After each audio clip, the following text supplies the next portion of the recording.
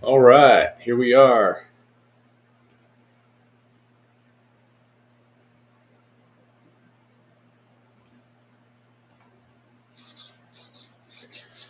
Okie doke. Let me get some things prepared here.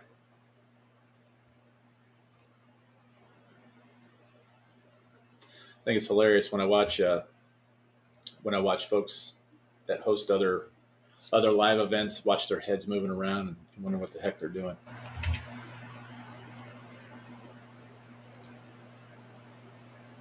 Hey Miguel, how you doing, man? Let's start calling you Old Faithful. You're here on it. You're here every week. Glad to have you, man. So as you guys can see, I put up a green screen over here. I got my background kind of blurred out, but I have another camera over here, so I hope it's not too distracting, but it's kind of necessary. If you want to shoot any kind of quality videos, it's really tough. These some of these software driven backgrounds, they just don't work very well. And I've got a really plain looking room here, so I have to dress it up a little bit for some of the other videos that I shoot. Okie doke.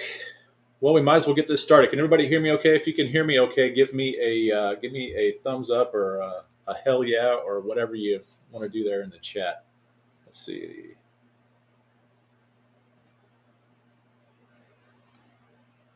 All right. Ba, ba, ba, ba. All right. Thanks, Miguel.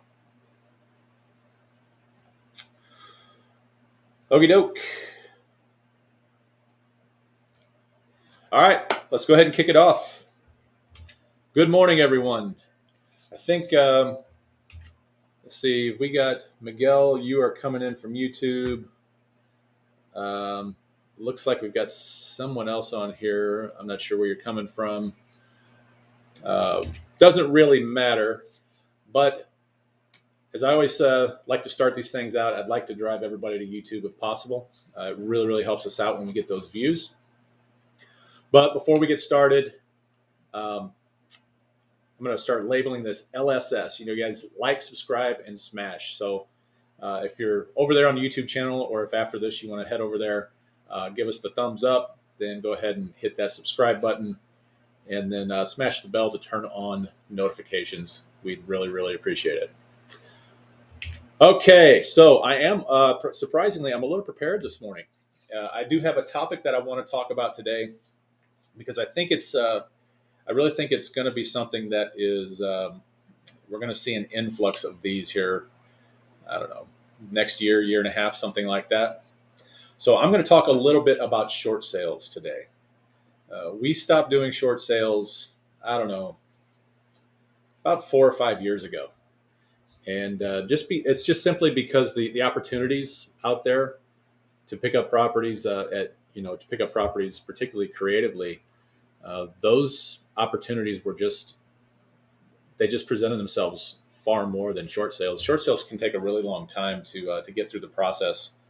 And at the time we were doing short sales, a lot of the lenders, we were coming off of that mortgage meltdown, and so a lot of the lenders, they were using this system called Equator, and it was just there was such an influx of short sales during the whole mortgage meltdown, the mortgage crisis, that they needed a system in place to be able to track and submit all the paperwork and all that good stuff. They needed a system, so they started using this system called Equator, and Equator was, it was nice to have a centralized system like that, but it was just when you kind of lose when the lenders kind of lose focus that they're dealing with people and they're dealing with just this the system, and it's understandable because they had such a massive amount of people, of homeowners that were doing short sales. But when you lose that connection, things can become lost. And I mean, I would be submitting paperwork 3 and 4 times, the same stuff that they would ask for the same thing 3 and 4 and 5 times. It was ridiculous. So we stopped doing them. There was just a headache. There was a lot of money to be made in it, but we think we found a better way. So that's what we're going to talk about today. So first of all, if anybody has any questions, you guys know the deal. Just throw it in the chat there. I'm going to try and leave this little chat overlay that you see over here on the screen. I want to try and leave that live today. We had a pretty comical, but we had I don't know, this has been a few weeks now, but we had this troll that was out there. That was really kind of funny, but I don't want to clog up this feed with trolls. So, but I will monitor this from time to time. I do have some notes that I've taken, just talking points that I want to make sure that I cover on this one. And so let's go ahead and jump into it. All right, short sales. So here's what we're going to discuss today. We're going to talk about what a short sale actually is. Most of you probably already know what that means, but I want to do when I have some clarification out there. Talk about when it's appropriate to do a short sale, or when it's appropriate for a homeowner or a seller to do a short sale. And then also what you can do to help homeowners who are thinking about doing a short sale. It's a massive, massive opportunity, and I've built a career off of this exact model. I mean, it's really helped us out. I mean, as far as helping homeowners out, it's really been beneficial to us as well. So, first of all, what is a short sale? Everyone knows what it means to short sale, or sell a stock short, right? It's basically when an investor speculates on the decline of a stock. They what they do is they borrow a security and then they sell it, hoping that the price of that stock goes down, so that they can then purchase it at a lower price and they make the difference, right? That is not the same thing as a short sale in real estate, however. A short sale in real estate is really quite simple. There's a lot of moving parts, but it is a simple subject to understand.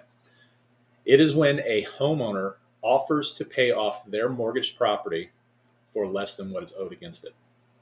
That's all it is. There almost always has to be some kind of distress involved. It's always loss of income, right? So that's whether that's due to job loss or that's due to health issues or disability. The overarching theme is loss of income, and so that creates this inability to pay their mortgage. All right, so and it's usually all very sudden. In a lot of cases, it's somebody, I don't know, maybe somebody has an accident, or we have layoffs or something. It's all of a sudden, it's within a 2-3 month time span. All of a sudden, they can't pay their mortgages. And it's very common. It's very common in down markets. So during the mortgage crisis in 2008 through 2010ish, homeowners were doing what they called a strategic short sale. They would run their numbers. They would calculate whether or not it made sense to hold on to a particular property. And really, a lot of owner occupants did this as well. It wasn't just investors. But it really, really got out of hand. So these days, lenders rarely allow this. They rarely allow these. In fact, I haven't heard of a strategic short sale in years and years. But it was. I think it was more of a matter of people overwhelming the system, and people. It's not something that. Let me take this back. They never really allowed it. It was just that fact that the system was so overwhelmed during the meltdown that people were just opting to do these, quote, strategic short sales. So during in a short sale, you're gonna a homeowner, maybe not you, a a homeowner is going to have to provide evidence of distress. So this would be in the form of something like, um, you know, the lenders will ask for previous year's tax returns. They'll ask for bank statements, current bank statements. Um, we've even seen letters from doctors, from employers, all kinds of stuff that homeowners are having to provide to lenders as evidence, as proof that they're in a distressed situation. And like I say, short sales are far less common these days.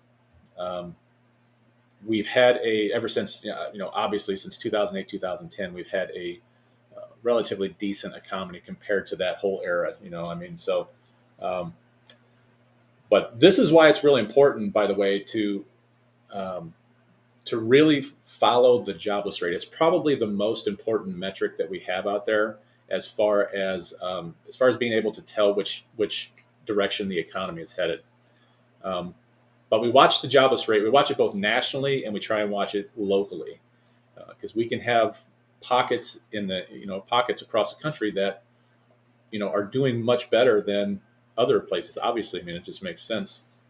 So it's really important to watch both nationally and locally what the jobless rates look like, and are they declining, or are they increasing? Where what's the feel for that particular market? And then of course nationally as well. Like I say, it's really the only way that we can gauge where a market is headed. So without jobs, people just can't spend money. So when is it appropriate then for a seller to do a short sale? Um, well, it's generally going to be a combination of things, right? So it's like we talked about before, a financial hardship, which is loss of income, but it's also going to have to do with the homeowner being over leveraged, right? So when somebody goes out and they go out and they get a mortgage on a property, make sure we've got okay. When they go out and they buy a property, they put a mortgage on that property, and then a couple years down the road, they're constantly pulling the equity out of that, or constantly refinancing, so they never actually build up any equity in that property. Then all of a sudden, you have this event where all of a sudden, like what happened in 2008, 2010, you have this value in the properties themselves. They decline lower than what's actually owed against the property. So the home is actually worth less than what is owed on the mortgage. It was very, very common during the mortgage meltdown. And quite honestly, there was a ton of predatory lending that happened, that went down. This whole Dodd-Frank thing. This is where Dodd-Frank really came from. It was designed to honestly, Dodd-Frank, if I'm really being honest, I've said this before, and I don't know that a lot of people believe it, but it's true. Dodd-Frank, the government's telling you that Dodd-Frank was created to protect borrowers, but it's total baloney. Total baloney. Dodd-Frank was created to protect the government, because there's this little government agency called Fannie Mae that buys mortgages. They buy notes on the secondary market. They are the secondary market. There's a couple others as well, but so the government are the ones that Dodd-Frank was designed to protect, because they're buying these mortgages, and if they're buying mortgages from these lenders who haven't underwritten, or there was loose underwriting on the borrowing from the borrowers. They were taking on these mortgages, and all of a sudden these mortgages didn't perform anymore. So don't be fooled. This was a scheme to protect the government. It's not a scheme to protect borrowers at all. Period. All right. So a lot of predatory lending. If you've never seen the movie The Big Short, I highly recommend you go out and watch it. It's a pretty accurate depiction of what actually happened during those times. So those are the factors. So here's what's going to happen in a short sale. The seller they're going to experience some kind of a some kind of financial event, what they're going to do is they are going to then contact their lender, and they're going to tell their lender they can no longer afford to make their mortgage payments. All right. And they're going to ask for a short sale package. They're going to ask to start this process, this short sale process. And the bank is going to take a look at their financials, and there's a lot of factors that go into it. But when and if it's approved, they go through this package. Once the package is complete, the house must be listed with a licensed agent. All right. We've actually found ways around this, sort of like wink, wink, but the house has got to be listed, and the seller / homeowner cannot make any money off of a short sale. They can't make any money. All right. The financial repercussion or the consequences are not as severe in a short sale as they are a foreclosure. So a short sale, it's going to show up on their credit report as it shows up paid as agreed. That's how a short sale will show up. So they've negotiated the sale, so a lender can't necessarily state on the credit reports that it was a foreclosure, or that it's not looked at as nearly as severe as a foreclosure is looked at, but it's implied. Most lenders, if they go out and they try to apply for another loan for homeowners, or if the borrower tries to go out and apply for another loan, most lenders, when they see paid as agreed, they know that it's a short sale. So they know that there's a little bit of risk involved there. And then sometimes if there's a shortfall, the lender might get a deficiency judgment for any outstanding debt. And all that is the difference between what was owed and what the house actually sold for. So if the house sold for an amount that was lower than the mortgage, a lender could potentially get a deficiency judgment to make up for that shortfall. It's that's something that's really, really common with foreclosures. Not so common necessarily with short sales. Short sales, I guess you can consider a short sale as the seller kind of saving face a little bit. They're like, hey, I'm having problems. I'm coming to you with my problem. Can you help me fix it? Versus a lot of people in the foreclosure situation, they basically bury their heads. They bury their heads in the sand and just kind of hope that it all goes away. That's generally what we see.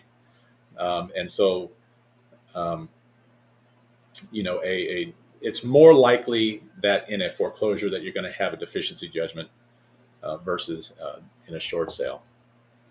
All right, so the property gets listed. The lender is, like I said, the lender is going to require that it be listed with a licensed agent, and we do have ways that we deal with this. Because if we're doing a short sale, if we're making an offer on a property, we're working with a seller who's going through a short sale, and sometimes we do that. Sometimes we definitely have to do that. This short sales, I want to just kind of emphasize that short sales are necessary sometimes, but not all the time. So if we're working with a seller who is going through a short sale, we want to make sure that we have the greatest opportunity to purchase that property at a discount. All right. So, here's the thing. What can you do to help someone who's thinking about doing a short sale? For us, this is super, super simple because, like I said, we've built an entire business around, maybe not short sales, but we've built an entire business around these types of situations, distressed sellers. The answer is simple. You offer to buy the property and assume the debt. All right. We're not assuming a mortgage. We are assuming the debt on an existing mortgage. Who can guess what this is called? Let me see if anybody. All right. I'm not going to wait. This is subject to. You're buying a property subject to. All right. And of course, for anybody, the numbers still have to make sense. You have to, even if you're buying the property subject to, you're taking a property subject to, the numbers absolutely still have to make sense. By the way, you can use our sub-2 calculator found on the website. Let me see if I can post that. Let me see if I can post that in the chat here. Yeah. All right. Hold on one second here. If you guys don't have this tool yet, highly recommend you go out and get it. There you go. There's the link to it. You can just go to the website. It's up in the menu at the top. It'll say I think it says free stuff there. You guys can go check that out. Handy dandy subject to calculator, and you can use it for other things, but we really like to use it for our subject to deals. It's really accurate, and it has a bunch of goodies that are included in that calculator. So let's see where I was at here.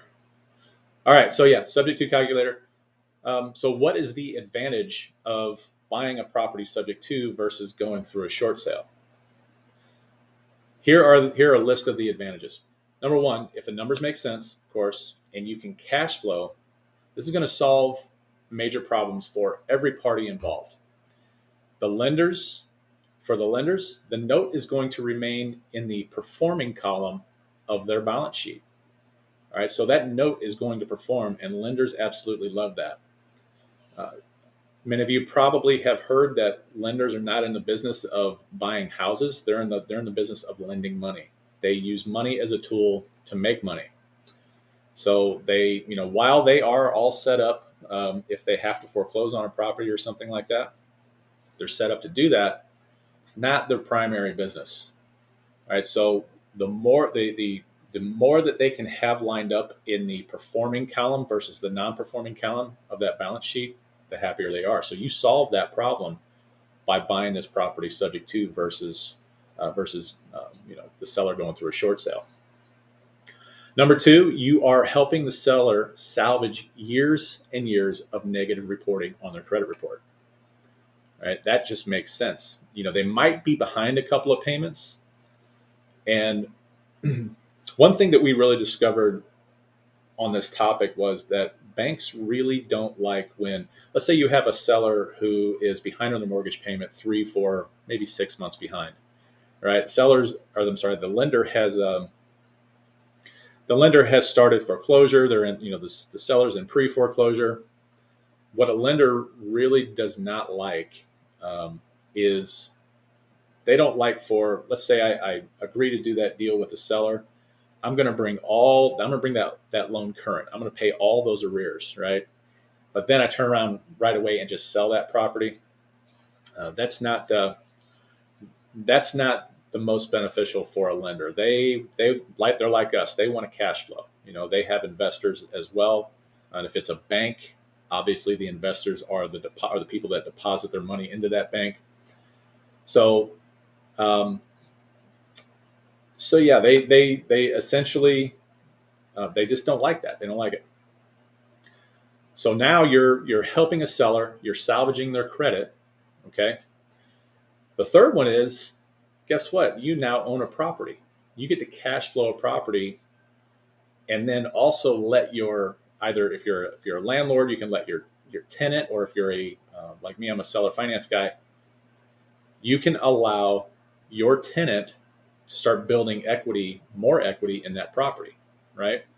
And so it's really for these reasons that we love to buy houses subject to before we let it go to short sale. It just makes more sense. If I didn't mention this before, on top of all that, it can take forever to get a short sale done. I mean, I've seen, and again, I haven't done a short sale in 4 to 5 years now. And even with the systems that we had before, like we had Equator, and then we have our own proprietary internal system that we use, our processes.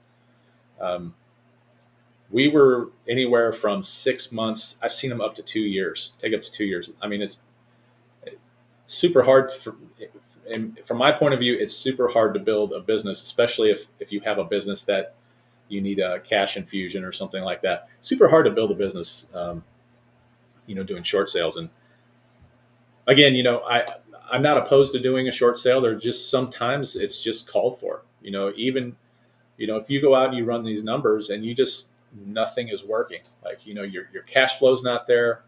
Your equity in the deal is not there, so you can't really turn around and flip that property. Sometimes it just makes sense to do a short sale, and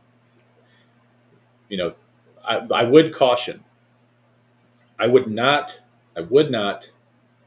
try and tweak your numbers or twist and bend your numbers to make a deal work.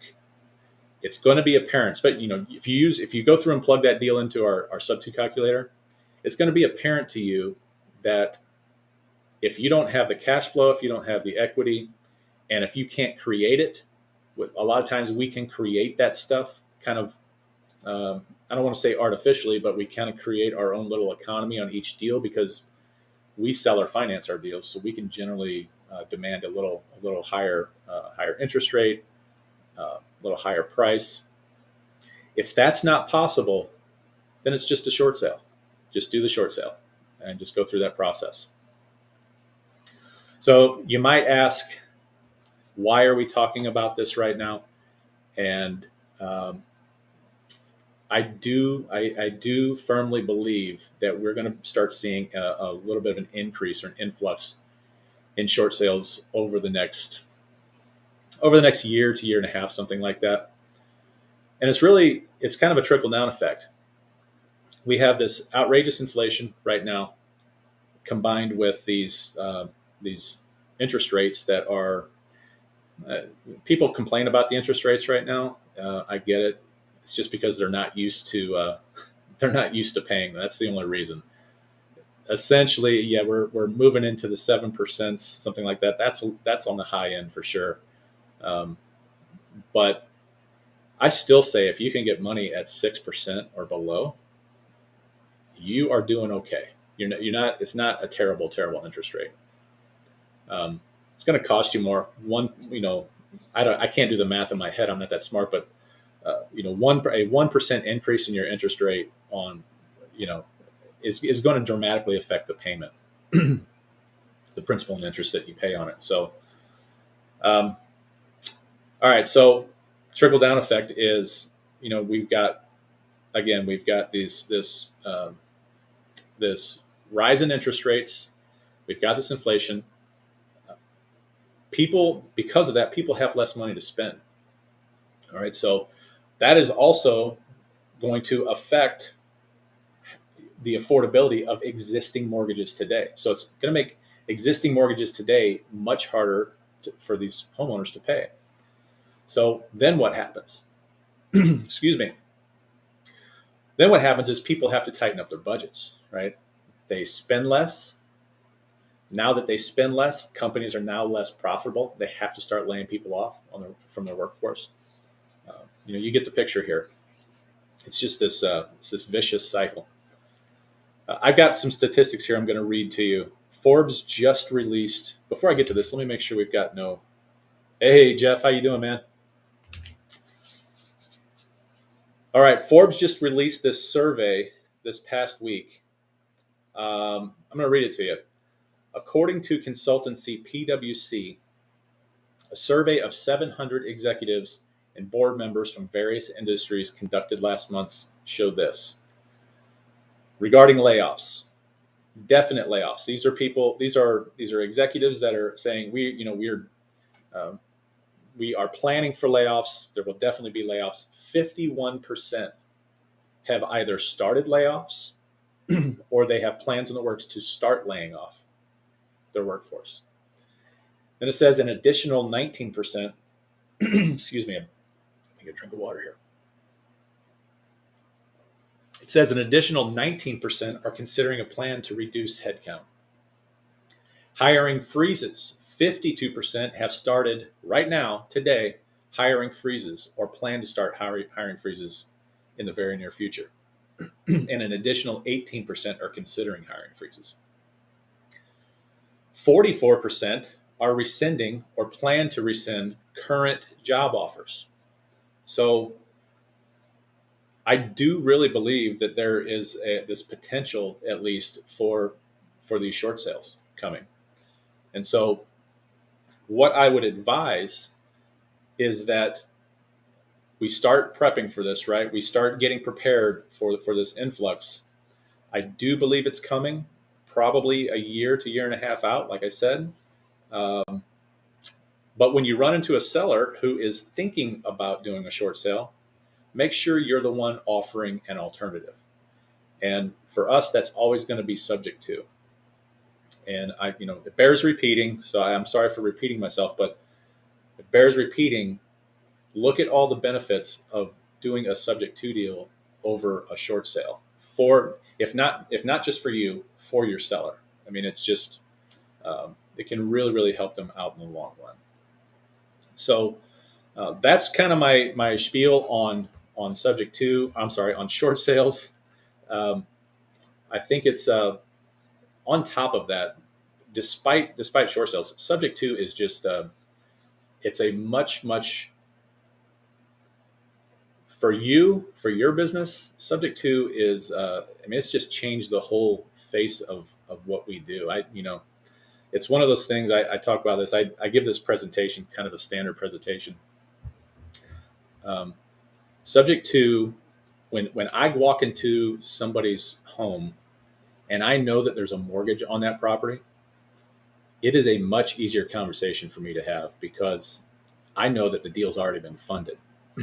And I know that might sound kind of backwards, but somebody has already funded that deal. So now all I have to do really is focus on the trust and rapport aspect. And if the seller's in a situation where they have to do something, they have to move, then I know I've got a pretty darn good chance of assuming that debt on that mortgage. So, hey George, just download the calculator and joined our marketing database. Yeah, you sure did, man. No, thanks for. I hope you get a lot of use out of that thing. It's had several iterations over the years, and kind of as our business moves towards a seller finance model versus a landlord or rental model, we decided to start adding things onto that calculator. That awesome, good to see you join the Facebook group, George. But yeah, so that calculator now has different exit strategies on it, and then if you're going to if you kind of follow the seller finance model, you'll see that there are two amortization schedules in that calculator. One of those is an amortization schedule that you can print out for your buyer, for your seller finance buyer, and then the other one is for your reference. And what that shows is, it shows your amortization schedule on your underlying loan, and it also calculates the difference between this is the arbitrage part of this, calculates the difference between what you are paying on the underlying loan and what you are earning in interest and equity and all that good stuff on the seller finance loan, the loan that you have given to your buyer. So we think it's a great little tool. It's fast. That's the great thing about it. It's super fast. There's only, you got to fill out all the little green sections. You can't fill out anything else. It's locked down. And quite honestly, I am not willing to unlock it for anybody because I tried that one time and I got just bombarded with people that wanted to kind of make it their own. I guess if you want to create something like that on your own, I don't know, maybe send me a private message and I'll unlock it for you. But just understand, I'm not going to go in and fix it for you. I just don't have the time to do that. All right. Sweet. Yeah. It's a handy little tool, right, Jeff? It's a spreadsheet, but it's accurate and it's fast. And so honestly, that calculator, I'm not going to spend the rest of the time talking about the calculator, I promise, but that calculator is what so we have a very different process. We have a well, it's not very different. It's our 6 steps to get a deal done. So we have lead generation, qualifying leads. Then we don't, instead of coming in and evaluating a deal to death and really instead of evaluating that deal so much before you go out and try and get a contract on it, we actually just go out and get the contract. because, um, well, we understand some things, and one of those things is that contracts are the most important part of this business, and I like to say that contracts are our inventory. That's without a contract, you can't, you just can't. It's very, very hard to make money in this business without contracts. So we concentrate on getting contracts first, and that calculator comes in um, somewhere somewhere in step three there, where like right before step three. I would call it step 2.5. So we have lead generation, we have qualifying leads, and then we have like this little step 2.5, which is this kind of preliminary evaluation of the deal, of the property. And so that we're not going in blind, and we're not just signing up a deal, or getting a contract on a property just to tie it up. We want to know that it does have the potential to earn some, to make us money. So we will evaluate that in the calculator, and then once we get the contract, we'll come back and we will just do this massive. We have a pretty large due diligence checklist that we follow on all these properties, and we actually have two stages of due diligence on these. So, but anyway, glad you like the calculator. I think it's a good little tool. All right. Does anybody have any questions on short sales? Anybody want to discuss anything else on short sales?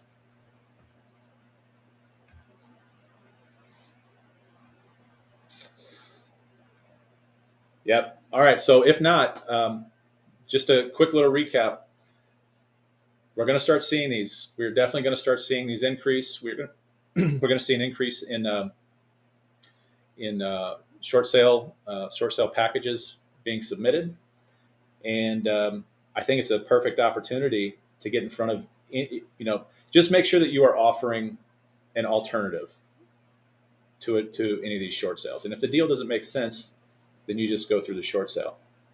But in the next year and a half, if there's not something done about this inflation, and there's not something done about these interest rates. And again, I don't think the interest rate, they're more expensive. It's less cash flow. But again, anything 6% and below, if you hedge that against this inflation, look where inflation was this year. We are at almost 9% inflation this year. But if you've got a 6% mortgage, you've just hedged against that inflation. They're still paying you to take out a mortgage. That's the way that I look at it. So they're coming. I believe they're coming. I think you should prepare for it. And I really think that that brushing up and getting knowledgeable about this subject to process, and just creative financing in general, it's just such a massive, massive opportunity. So if nobody else has anything, I am going to go ahead and call it here. One last chance. I'm going to give you maybe 5 seconds. 3, 2, 1. All right, guys. I'm going to call it. I really appreciate it. Again, I would really appreciate the likes, subscribes, and all that good stuff. And I'd love to get you all over to the YouTube channel. If you haven't subscribed, please go over there and subscribe. It would tremendously help us out. I'd like to get that to 2K as quickly as I can.